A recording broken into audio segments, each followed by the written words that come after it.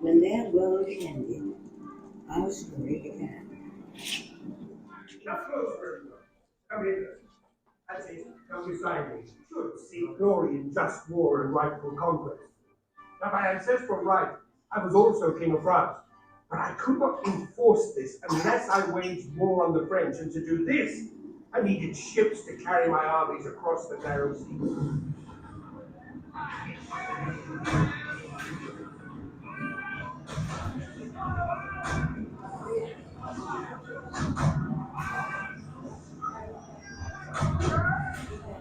So there's a sound here saying that over 500 men on board when the Mary Rose sank. Only 35 survived.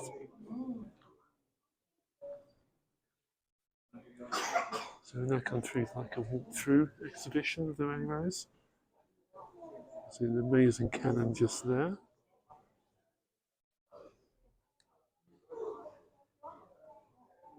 Charlotte, what you got?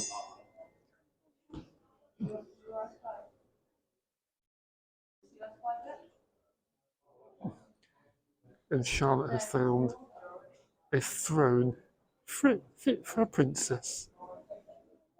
So that's what the Mary Rose would have looked like on a deconstructed basis.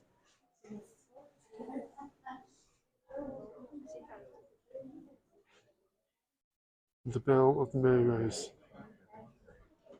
So we're making our way in to see, and there she is. There's the Mary Rose. What is very noticeable when you come in, you can feel the reduction in temperature. Also, it needs to be stored under very, very careful conditions.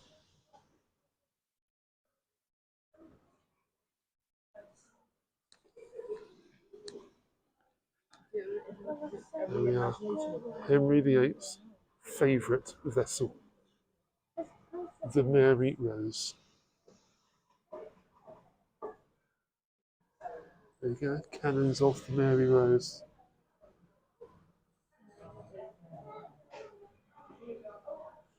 It's actually a miracle that so much is left for us to see today. And these are now actually things that are found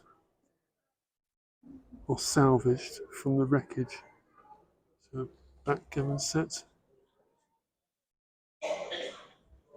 And the poor ship's dog, immortalised here forever.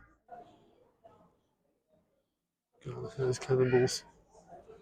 Do a lot of damage.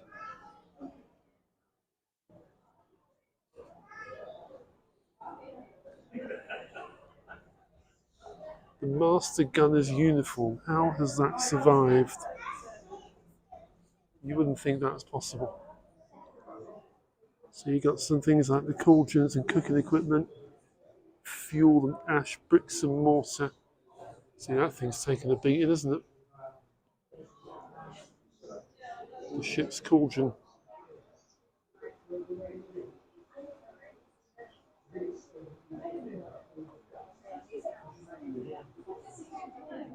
So we've now come down to the lower deck, so you can see more of the internal structure.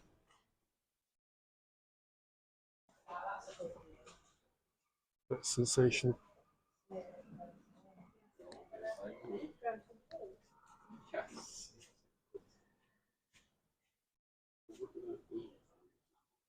Nearly 500 people died aboard this vessel when it was sunk. It's amazing to think that 500 people fitted on board. And there's more. Oh, so this would have been where the main mast was.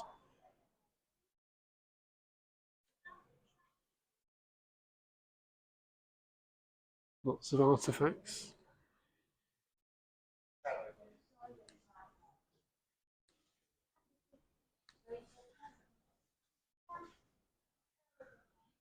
And there she is.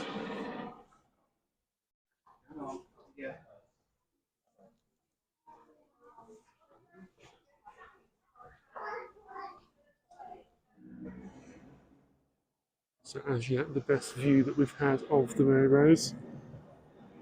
Because you go into an airlock. So the conditions in here are preserved exactly to keep the Mary Rose from deteriorating any further. So it's the first view of her without glass in the way, and you can smell her. You can smell the wood.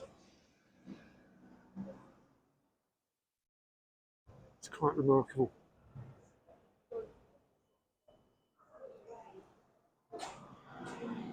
And ship's ropes. Don't know if they're original. I'd be surprised.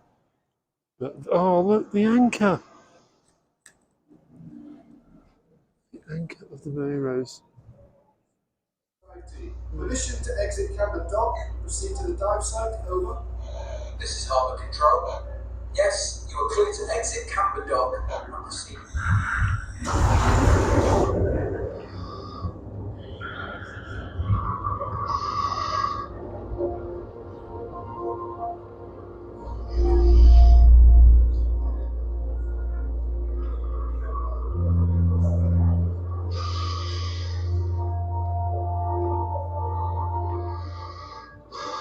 It's here. Wow. You are one of the first to see this. We have finally found the Mary Rose.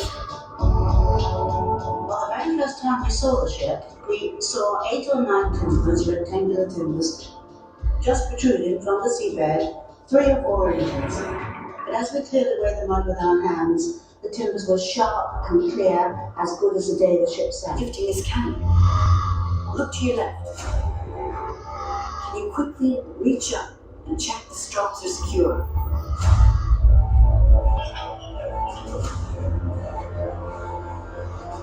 Okay, let's get this cannon up to the surface.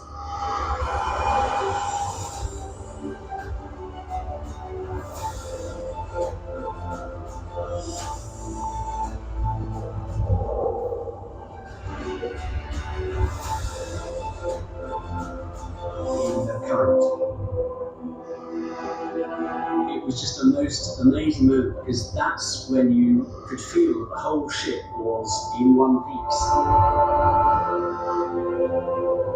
When we lifted the Mary Rose from the seabed, it was a minor miracle.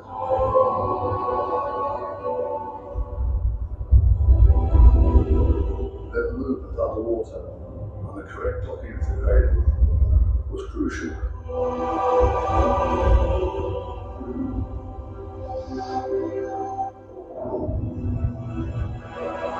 The lifting frame is not engaging with the cradle. They are now putting divers on each corner to try and line it up.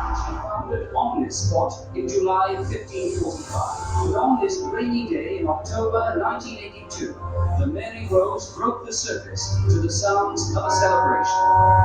Prince Charles, whose personal involvement in the project has helped to raise the £4 million the underwater excavation has cost, took to a boat to view the wreck at close quarters.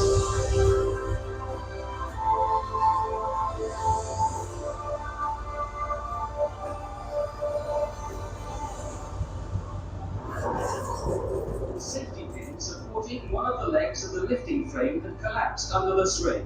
A close inspection showed a few timbers damaged, but nothing, in the words of one spokesman, that couldn't be put right by a carpenter and a joiner in a couple of days. Lord Admiral Nelson. There he is. And obviously Norfolk, near where we live, is Nelson's County. So to finish off the day, we have stopped for a nice little afternoon tea. Some cream tea. Charlotte has got a heart-shaped donut, and she's got a hot chocolate on the way as well.